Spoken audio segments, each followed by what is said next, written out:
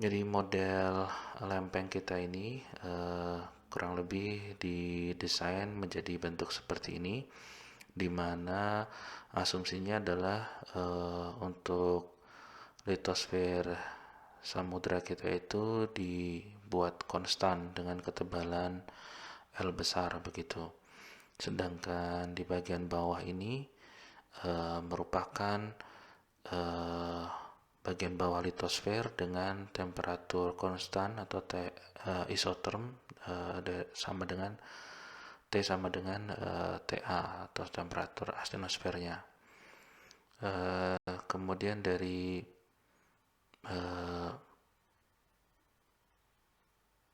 untuk posisi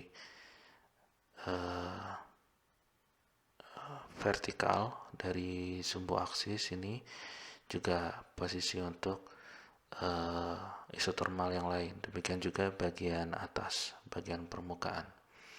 Nah, ini biasanya digunakan nilai misalkan 0 derajat Celcius. Nah, tentu saja mungkin bisa jadi pertimbangan berbeda kalau misalkan kita berhubungan dengan samudra, data dari temperatur samudra kita bisa tentukan, tapi bisa gunakan angka yang lebih sesuai meskipun 0 derajat ini relatif mendekati temperatur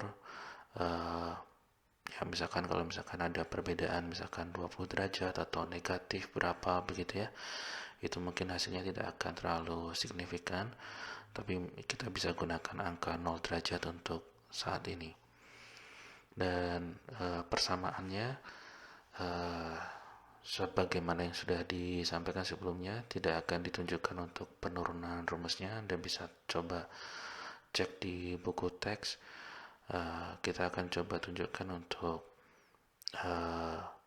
persamaan dari temperatur sebagai solusi untuk dua dimensi dari persamaan konduksi dari transfer panas dengan arah horizontal, misalkan transfer panasnya relatif diabaikan, bentuknya menjadi seperti ini. Kita punya fungsi T sebagai fungsi dari Z, T atau umur begitu ya. Kita juga punya TA atau temperatur asthenosfer. Kemudian di sini ada Z untuk variabel Z, dan juga kita perlu informasi ketebalan litosfer. Nah, mungkin di sini ada komponen berkaitan dengan deret. Di sini deretnya dari N sama dengan 1 sampai tak hingga. Dan di sini mungkin ada komponen T atau umur dari lempeng. Untuk thermal time constant kita bisa gunakan angka seperti ini. Nah, terkait dengan komputasi mungkin ini membutuhkan perhitungan komputer. Kita lihat kemampuan dari komputer berkaitan dengan N sama dengan 1 sampai tak hingga. Meskipun biasanya pasti akan ada penentuan batas atas, misalkan 100 atau 1000 tergantung dari kemampuan komputasi programnya. Mungkin akan semakin baik jika semakin banyak deret angka yang digunakan. Atau mungkin bisa dilihat optimalisasi berapa angka yang akan relatif tidak akan jauh berbeda begitu, berapa angka efektifnya. Terus saja juga memperhatikan kemampuan dari komputer. Selanjutnya untuk heat flow, surface heat flow-nya atau Q ditunjukkan dengan persamaan ini. Ini juga sebagai fungsi terhadap umur, maka ada T. Di sini juga ditunjukkan dalam bentuk deret begitu ya. Dan ini nilainya juga berkorelasi secara asimptotik untuk umur litosfer yang lebih tua. Ini berkaitan dengan eksponensial ini ya, deret dari eksponensial ini. Oke.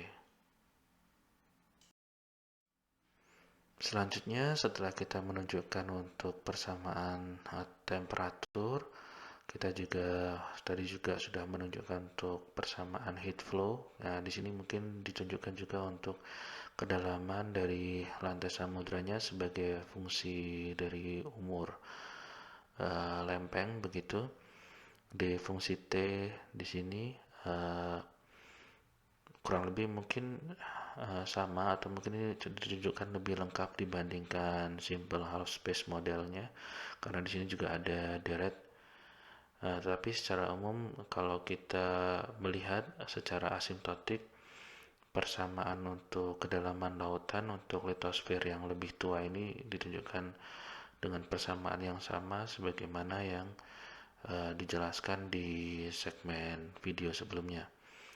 Nah, untuk model lempeng ini atau plate model ini akan ditunjukkan perhitungan isotherm untuk dua contoh model, yaitu ada model PSM dan GDH1, di mana pada bagian bawah litosfer untuk PSM pada angka TA atau temperaturnya adalah 1350, sedangkan GDH1 adalah 1450.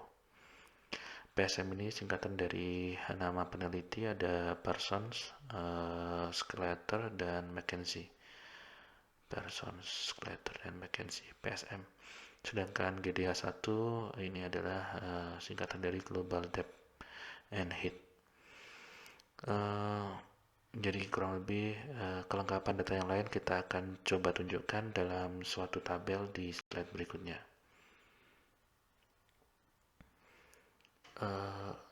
Dari bentuk model ini akan relatif cocok misalkan untuk lempeng yang relatif jauh dari sumbu mid oceanic ridge begitu ya, dimana ini nanti untuk litosfer yang semakin tua, semakin menjauhi dari sumbu mid oceanic ridge, ini akan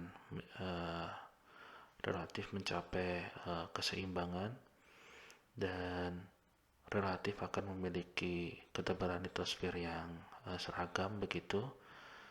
Dan ya, kita biasanya akan menggunakan model ini terutama untuk pendekatan yang relatif lebih jauh dibandingkan umur yang mendekati sumbu litosfernya, sumbu mid oceanic ridge-nya. Baik, pada slide ini kita coba tunjukkan untuk persamaan Q di sini dengan menggunakan data-data untuk masing-masing model GDH1 dan PSM ditunjukkan dalam tabel. Kalau misalnya kita gunakan Q heat flow, kita bisa hitung dengan menggunakan data-data ini kita bisa mendapatkan garis lurus ini contohnya untuk GDH1. Nah, respon seperti ini ditunjukkan kesesuaiannya dengan data observasi dari heat flow, di mana relatif akan memberikan kecocokan yang lebih baik pada umur sekitar 55 juta tahun ke atas begitu ya. Sedangkan yang relatif lebih muda ini masih ada pengaruh dari sirkulasi hidrotermal. Jadi kita punya heat flow yang bisa diplot dalam bentuk ini, pendekatan persamaan yang kita punya.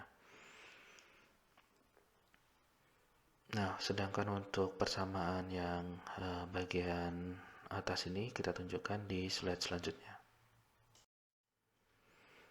Dengan menggunakan data-data yang ada di tabel di slide sebelumnya, kita bisa mendapatkan struktur temperatur untuk model PSM dan juga GDH1 kurang lebih seperti ini. Ya, kita bisa lihat perbedaannya. Mungkin kita bisa menunjukkan di sini ada sekitar 4 kelompok warna kontur berkaitan dengan hal tersebut. Ini mungkin sampai pada batasan di bagian sini, atau tidak sampai melebihi 1400 derajat Celcius. Sedangkan untuk model GDH1 ini kita punya bentuk yang lebih tinggi karena menggunakan nilai temperatur astenosfer yang relatif lebih tinggi, yaitu tadi 1450, sedangkan PSM adalah 1350 derajat Celcius. Nah, dari bentuk ini kita melihat untuk posisi di bagian litosfer yang relatif lebih muda atau dekat dengan sumbu mid-oceanic ridge cenderung mengikuti bentuk dari half space model, sedangkan untuk yang relatif lebih tua umur litosfernya menggunakan model dari lempeng.